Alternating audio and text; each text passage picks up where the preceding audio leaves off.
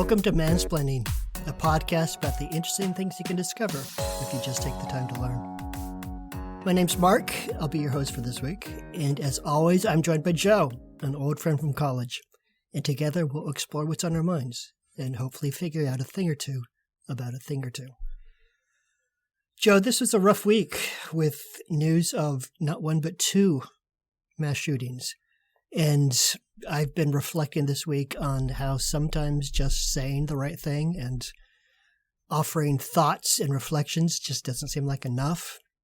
It makes me wonder if this podcast is moving the needle, but really what else can we do? We can engage with the world. We can try to offer thoughts and suggestions and possible solutions and hope that some of these things take root. And then otherwise, I just don't see what else we can do. Any thoughts on that? Yeah, well, the thoughts part, I'm with you, but I was praying you would not say prayers because the thoughts and prayers just doesn't do it for me anymore. We need action on these issues. And it feels to me like a moment is approaching, like a galvanizing moment akin to what happened after George Floyd was murdered, but vis-a-vis gun violence, that the country is just going to stand up at some point and say, we're done with this. And that's when the feckless, coward politicians will finally act. Let's hope that it's this shooting that triggers that galvanizing moment, but who knows? We'll see. Right. There's an old saying from your mouth to God's ears, but it occurs to me that's kind of like saying, thoughts and prayers. Yes. So from your voice to legislators in Washington, D.C., who might actually enact sensible gun control legislation. Yeah, hear, hear.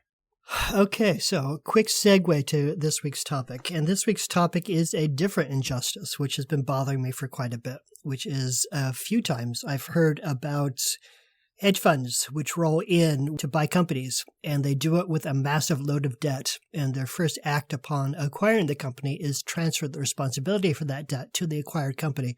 And to my uneducated eyes, that appears to be getting a company for nothing at all. That you pretty much are able to buy a company in exchange for zero price out of your pocket and zero responsibility for the loans you've taken. And so that kind of seems like the sort of thing that the SEC and Congress would deem to be illegal, and yet they have not. And so I asked you to go off and look into this and come back to me with your best case argument for why this is actually maybe a good thing. And so what did you find? Yeah, and I am going to give you that best case argument, Mark. But first, I want to just say this is the hardest question I've ever had to answer for mansplaining. I'm really ignorant of this subject, and I'm not even sure I can answer it so much as clarify what's going on in these huge transactions you're talking about. Mm-hmm. I'm an English major who works for public media, so it's tough for me just to understand the financing tactic you described in your question. But it's even harder than that to defend the tactic. If it wasn't already clear to you from knowing me for almost 40 years, Mark, I have very low regard for the finance industry. This does not come as a surprise, no. Yes. And by the finance industry, I mean the people who choose to spend their lives moving money around. This group includes some people in my own extended family. Right. Though I'm sure there are plenty of otherwise decent human beings who work in finance. Their decency exists despite and not because of their choice of profession. You're suggesting that they are decent on evenings and weekends. Yeah. Yes, exactly. So let me not mince words here. I question the character of people who work in finance. For most of them, it's all about making tons of money. It's a profession that attracts a disproportionate number of greedy, selfish SOBs. Okay.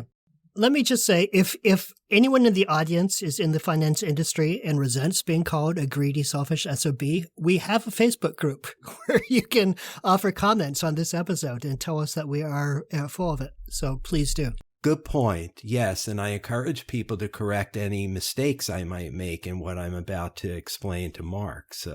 But let me stay on my soapbox for one more minute, Mark. Given the relatively paltry contribution to human flourishing made by financiers, I find it truly despicable and also maddening how much wealth and power they enjoy relative to the rest of us. They are wildly overpaid for their alleged services, and their opinions and influence are wildly overrepresented in our politics and culture. Mm-hmm. If I could wave a magic wand, one of the first things I'd do with it would be to redirect the obscene amounts of money paid to big finance to those who actually deserve it, the people who help other people, like teachers, daycare, elder care workers. If it were up to me, people would be paid according to the societal value of their professions. And so the finance sector would receive minimum wage to reflect its minimal impact on the greater good. Okay, that's your manifesto. Yep.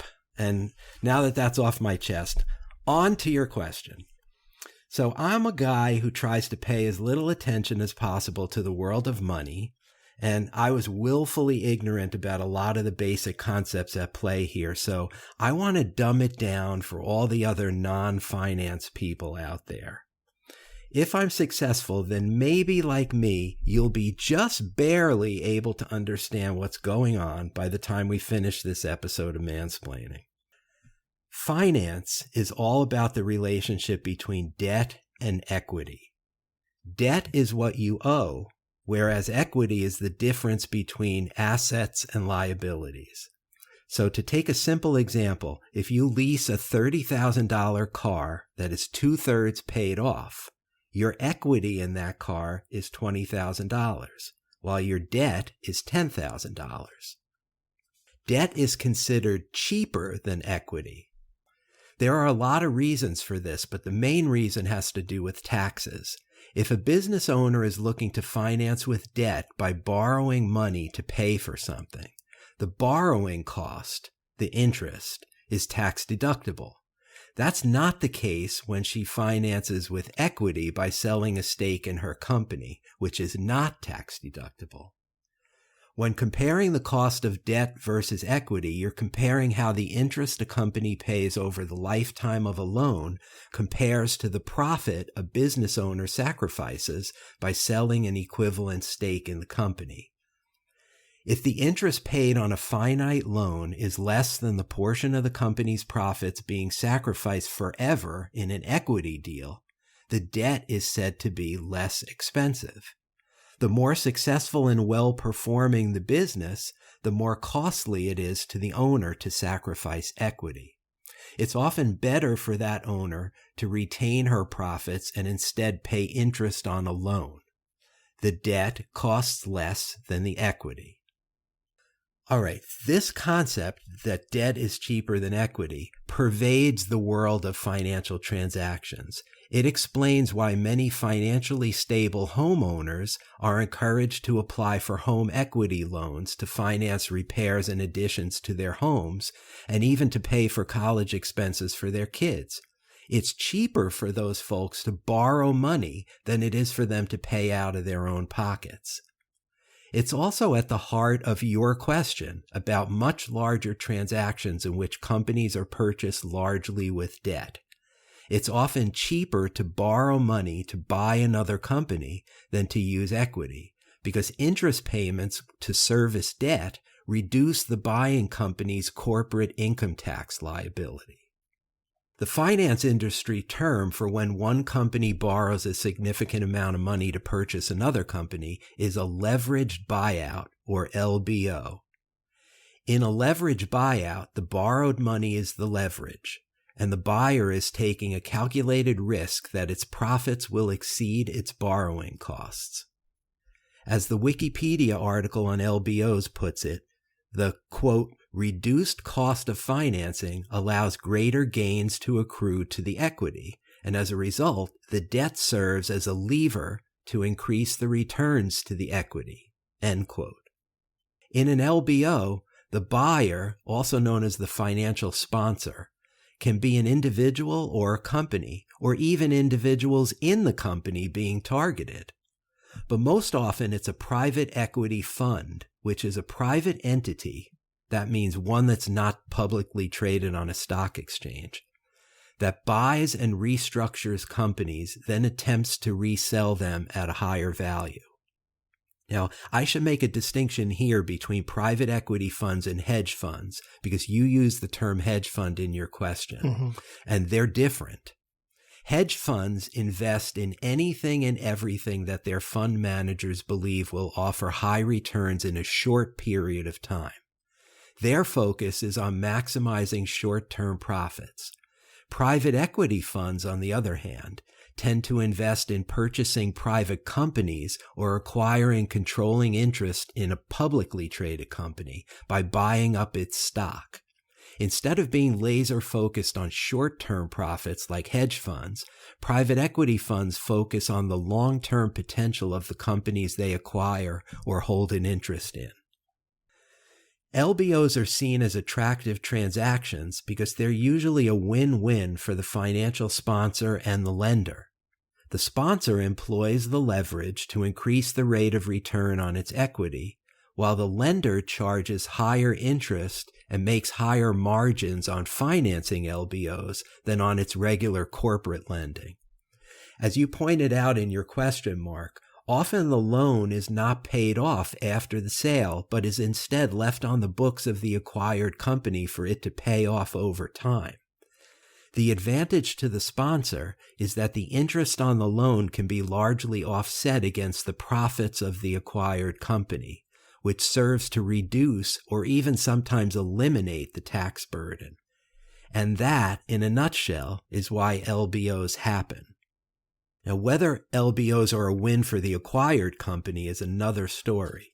The sponsor sometimes issues bonds against the combined assets of the two companies, while the bank often increases its likelihood of being repaid by obtaining collateral or security on its loan, with the assets of the acquired company often used as the collateral.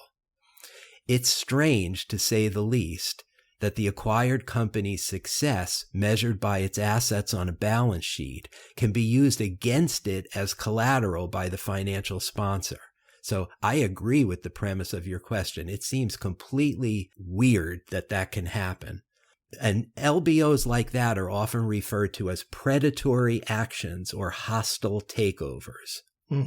The amount of debt the lender is willing to finance in an LBO depends on a bunch of factors, including the strength of the sponsor's management team, the history, assets, cash flow, growth prospects, and overall quality of the target company and its industry, how much equity is kicked in by the sponsor, and the overall economic environment at the time of the transaction. To acquire profitable, established companies in mature industries that have stable and secure cash flows, banks have financed up to 100% of the purchase price, especially in the heyday of LBOs in the 1980s. But the overall ratio of debt to equity has varied over time. I've seen estimates ranging from 25% up to 90%. LBOs are a relatively recent phenomenon that started after World War II, with the advent of private equity firms. Before that, such investments were primarily the domain of wealthy individuals and families. The seeds of America's private equity industry were planted in 1946 with the founding of American Research and Development Corporation and J.H. Whitney and Company. The earliest LBO happened in the mid-1950s, when McLean Industries bought a couple of steamship companies using mostly borrowed money. Financiers like Jerome Kohlberg, Henry Kravis, and George Roberts, famously joined together to form Kohlberg, Kravis, Roberts, KKR. They popularized the LBO technique in the 1960s and 1970s, leading to the era of corporate raiders like Carl Icahn, aided by investment bankers like the junk bond king Michael Milken, who executed takeovers of huge companies like TWA and RJR Nabisco in the 1980s. And just let me quickly define junk bonds. They're bonds issued for assets that are thought to be at high risk of defaulting on their payment obligations. LBOs are not the province of one political ideology, much as I'd like to believe otherwise. Mitt Romney's former employer, Bain Capital, frequently uses LBOs to increase its holdings, as does Berkshire Hathaway, the company owned by the left's favorite financier, Warren Buffett. Although, to be fair, Buffett's strategy is often to hold on to the acquired company forever and not flip it for a quick profit. Right. So let me pause on the TWA takeover. I think this one's worth discussing for a minute, give an illustration of kind of the hostile takeover. Our younger listeners may not know that TWA was one of the world's most popular airlines for decades after World War II. Carl Icahn engineered a hostile takeover of TWA and then stripped the once proud company of its assets, selling them off individually to repay the debt he took on during the takeover, thus spelling the demise of TWA as a carrier. The hostile takeover of TWA popularized the idea of selling a company's assets in order to repay debt, which soon became a go-to move in the corporate raiders' playbook. Some LBOs in the go-go 1980s resulted in the bankruptcy of the acquired asset, including the 1986 buyout of the Revco drugstores and the 1988 buyout of Federated department stores. The Federated bankruptcy was a direct result of excessive debt financing, where 97% of the purchase price was borrowed money, which led to a huge interest payment exceeding the company's modest cash flow. After dropping off for a while in the 1990s, LBOs came roaring back in the mid-2000s when well-known companies like Hertz, Toys R Us, and the movie studio MGM were acquired. Many of the LBOs in this second boom period also carried too high a debt burden. So after the financial crisis of 2008, when it looked like the lords of finance might finally feel chastened or even suffer consequences for nearly taking down the world economy, LBOs declined again. But of course, we bailed out all those banks, and we didn't put any of the crooks who run them in jail. Right. Which led to a feeling of impunity in big finance. And so LBOs are again on the rise, especially since the COVID pandemic started. What the hedge fund Alden Global Capital did to Tribune Publishing last year goes a step beyond your everyday LBO. After pursuing Tribune for years and already owning a 32% stake in the company, Alden purchased Tribune Publishing for $633 million in May 2021. Tribune Publishing operates a chain of large newspapers including the Chicago Tribune, the New York Daily News, and the Baltimore Sun. Alden, the second largest newspaper owner in the country, which already owned the Denver Post and the Boston Herald, was notorious for slashing the budgets of the 200-plus publications it owned to extract maximal profits for its shareholders. So remember what I said before. Hedge funds like Alden are about immediate maximal profits. Yeah. Alden was also under investigation by the U.S. Department of Labor for shady business practices, including not paying the rent on its high-profile office space in New York City. Nonetheless, Alden decided that instead of financing its purchase with its own debt, it would force the largely debt-free Tribune to take on $375 million in loans so Alden could take it private, then extract as much cash from it as possible, and in so doing, run it into the ground via harsh cost-cutting measures like the mass layoff of Tribune reporters. One expert in hostile takeovers described the move this way, quote, "You get the underlying company to borrow the money, then you take the proceeds, in this case you use it to pay for the takeover, but the underlying company is saddled with the debt. If you can borrow enough, you can essentially acquire the underlying company for free," end quote. Right. This is the technique whose legality makes you scratch your head, right, Mark? Yeah. Yeah. Seems like it's such a tempting target for federal regulation and yet nothing. Yeah. So I think the Alden takeover of Tribune crosses the line from everyday LBO into vulture capitalism. The term vulture capitalism arose as a spin on venture capitalism, which is when investors fund startups and other early-stage companies that have growth potential. Young companies typically seek out venture capital because they're too new or too small to get large bank loans to raise the capital required to grow. For the venture capitalists, their seed capital can lead to a lucrative return on investment if they fund a company that becomes successful.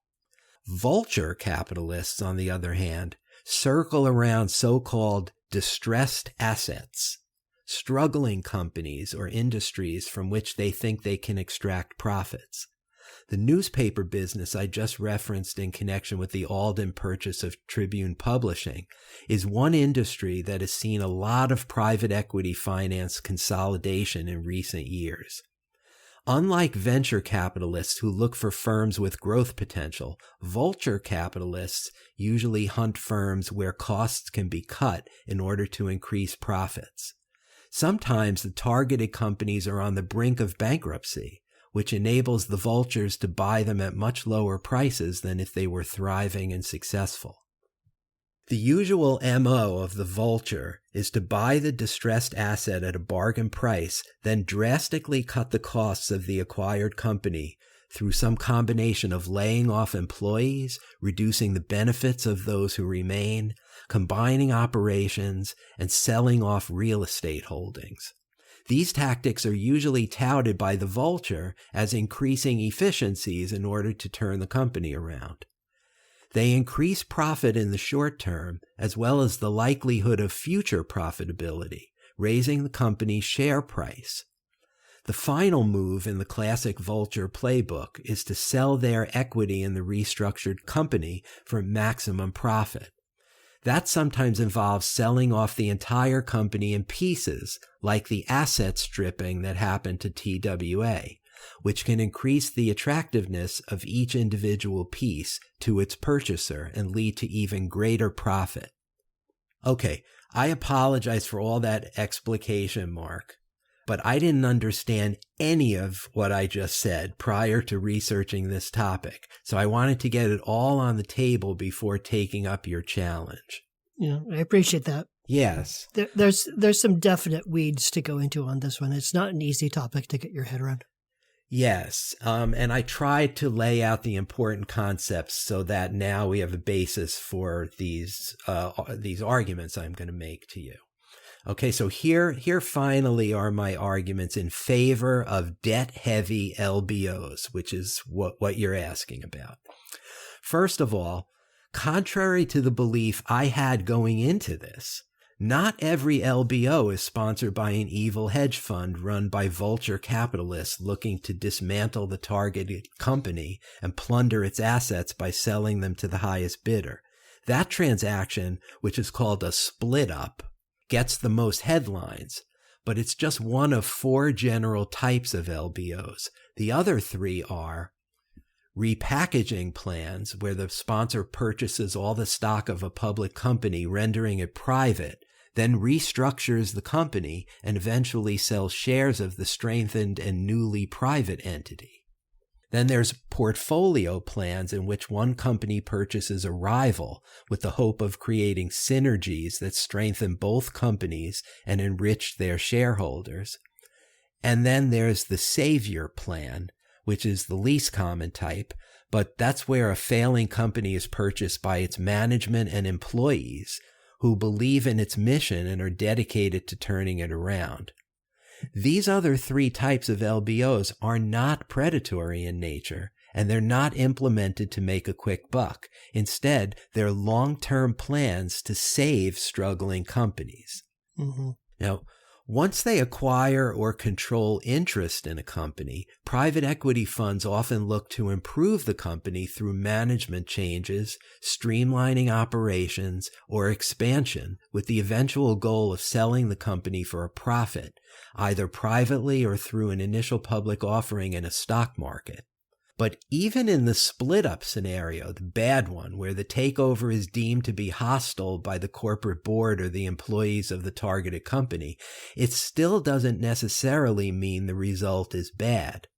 Sometimes assets are distressed, quote unquote, because they've been badly run for years by a company full of inefficiencies and mismatched business units, run by incompetent or corrupt management. Yeah.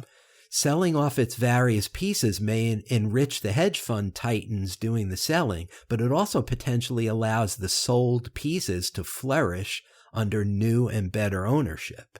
Sure. The cost cutting that comes after LBOs can also promote debt discipline for the management of the acquired company, which can emerge stronger than it was before.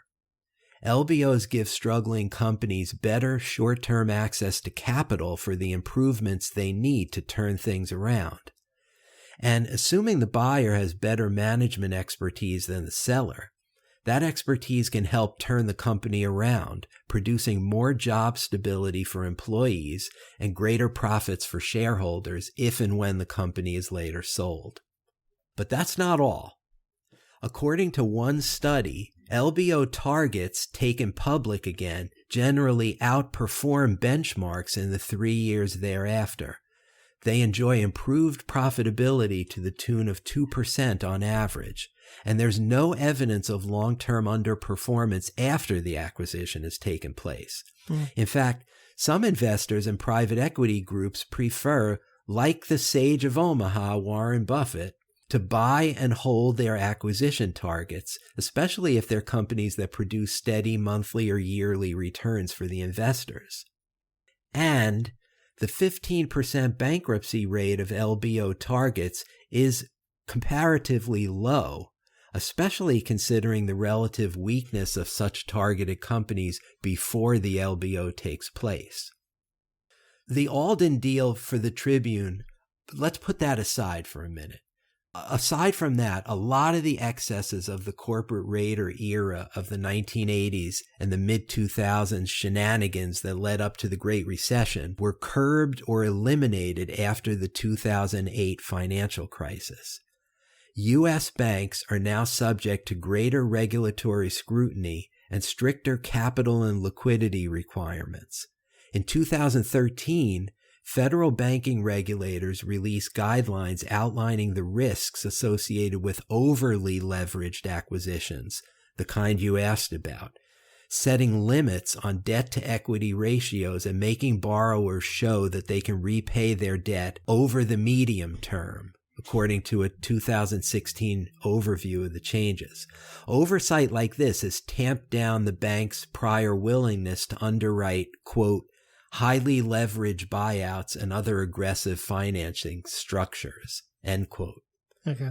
Non-bank lenders and foreign banks are not subject to these regulations and increasingly finance risky acquisitions, but most U.S. banks won't touch those transactions for fear of the regulatory fallout. So that's my pitch for LBOs. Okay. So it's kind of like the a few bad apples pitch, that in general, it's not a bad technique. It can actually work out for the company, but there are a few bad apples there who are using it for ill. Would you say that that's fair?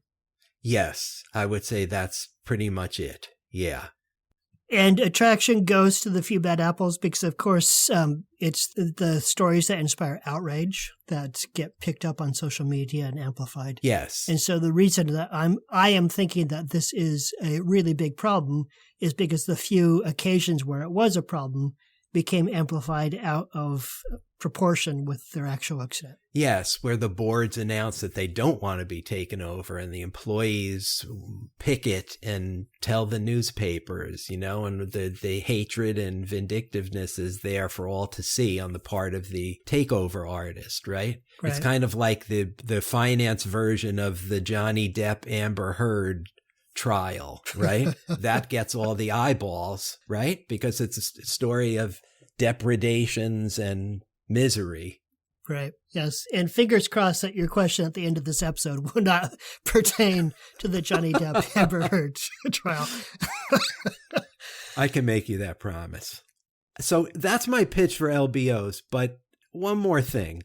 If nothing I just said convinced you that leverage buyouts are okay, if you still think it's all a big scam, then may I respectfully suggest that you reorient your thinking in the following way. If you can't beat them, join them. Are you suggesting that we buy a company? Suggesting that you buy one. And according to one resource... the mansplaining venture fund. Yes. Now, according to one resource I consulted in my research, Mark, even you can orchestrate a leverage buyout with no money down. Hey.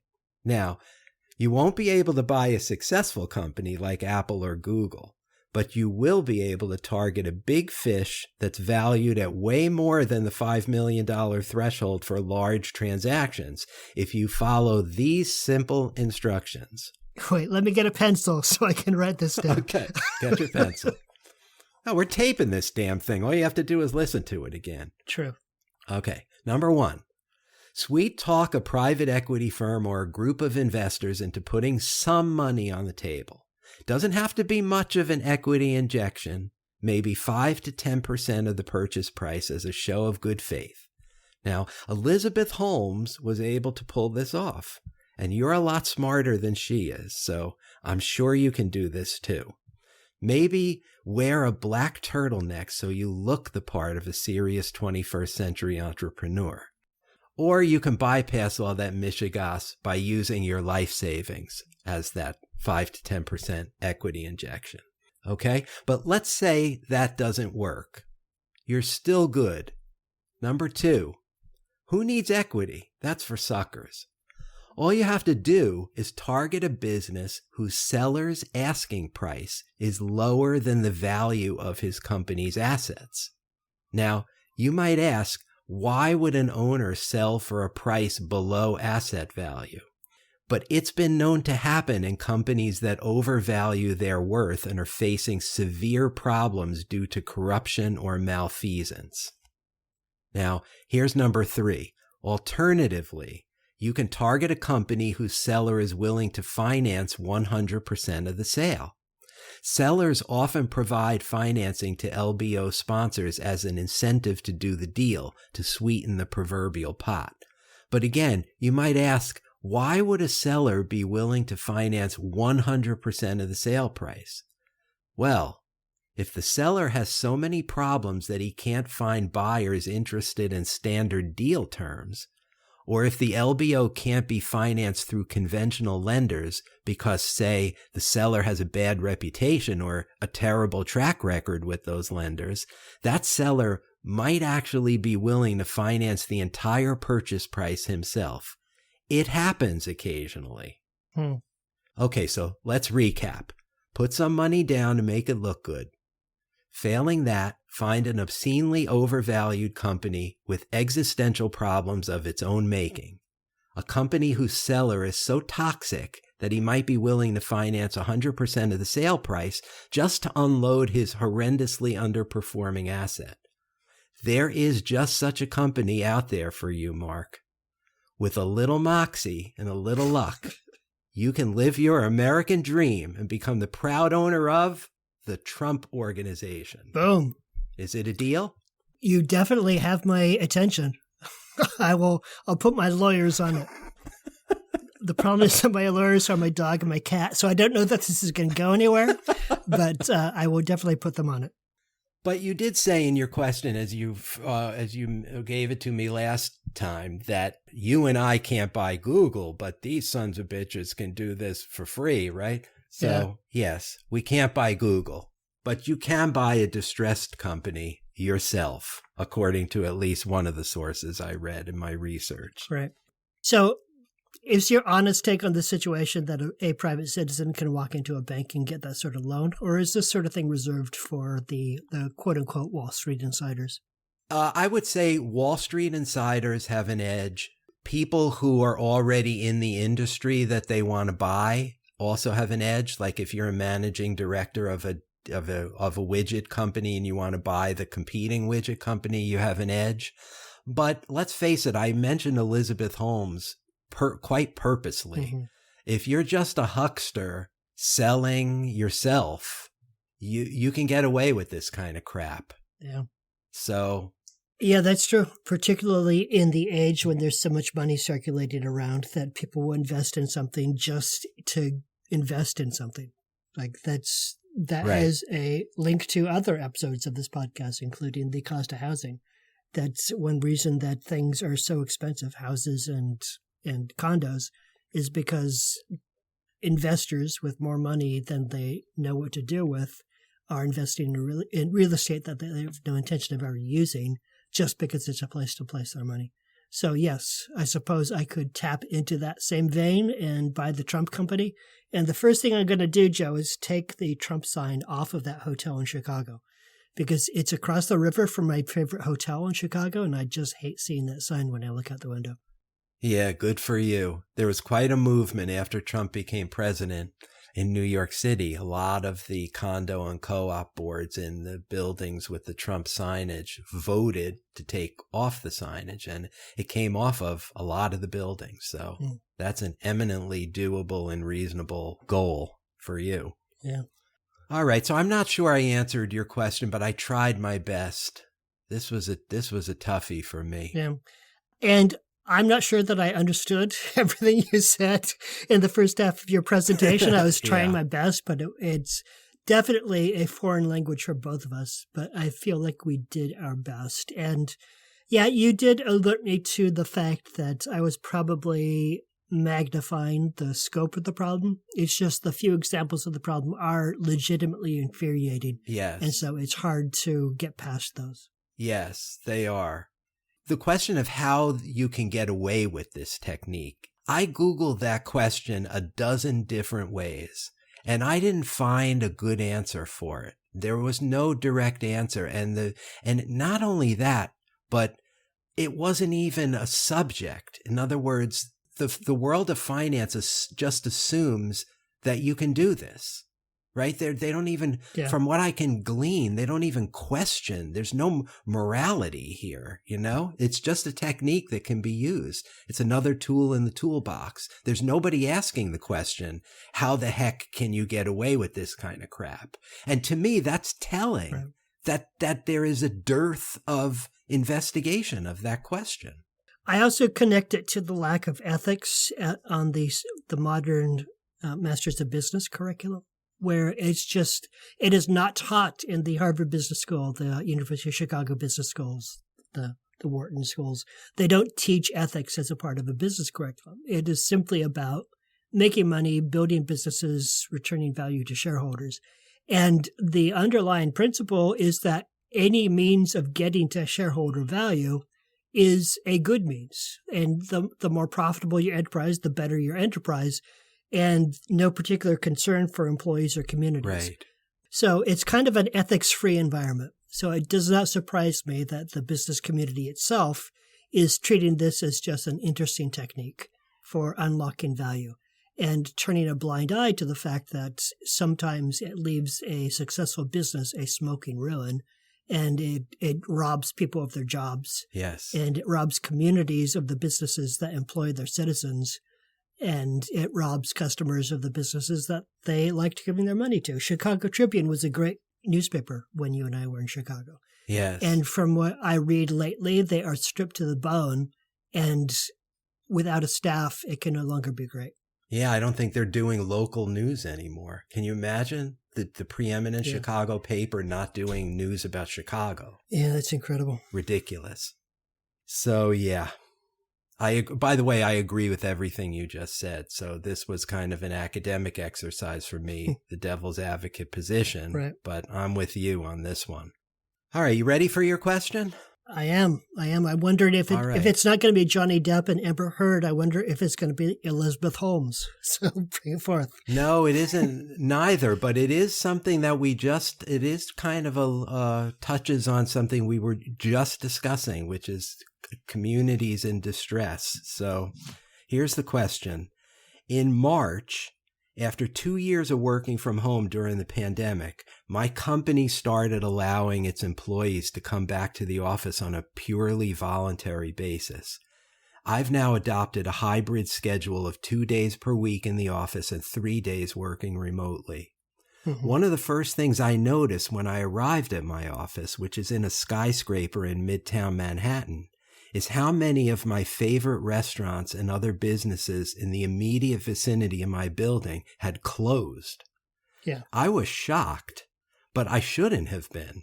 After all, the business districts of cities experienced the seismic shock of total shutdowns, leading to almost completely empty streets, followed by a very gradual return to work that has failed thus far to restore anything resembling normalcy. Is it any wonder that all those restaurants and convenience stores and newsstands and pharmacies have shuttered after 2+ years of this with no relief in sight? Subway ridership in New York City is still less than 60% of what it was pre-pandemic. That's a huge chunk of municipal revenue gone, never to be recouped. Yeah. All this makes me worry about the future of cities like mine and yours as they emerge from the ravages of COVID.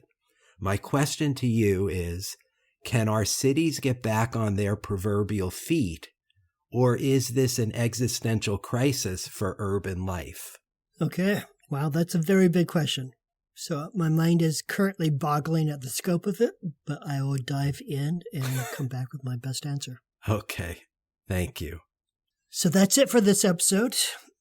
If you would like to spread the footprint, the impact of mansplaining, one way of doing that is to leave a star rating and a review on your podcast platform of choice. So go to iTunes, go to Spotify, look up mansplaining, and give us 5 stars if we deserve it. If you feel like we deserve 3 stars instead of 5, one way of explaining why you feel that way is to go to our Facebook page, Mansplaining the Podcast, and leaving some comments. That doesn't happen very often. We would like to see it happen more often. We really enjoy it when we hear from you. That's true. Or just buy us. We're a distressed asset. We'd make a good target for an LBO, I think. Don't you? Well, as long as they're not going to sell off our parts. So that's it for this week. I'm Mark. That's Joe. And thank you for spending some time with us. We'll talk to you next time. That's it for this edition of Mansplaining. Mansplaining is brought to you by Joe and Mark and nobody else. Thank you for hanging out with us for a little bit, and we'll see you next time.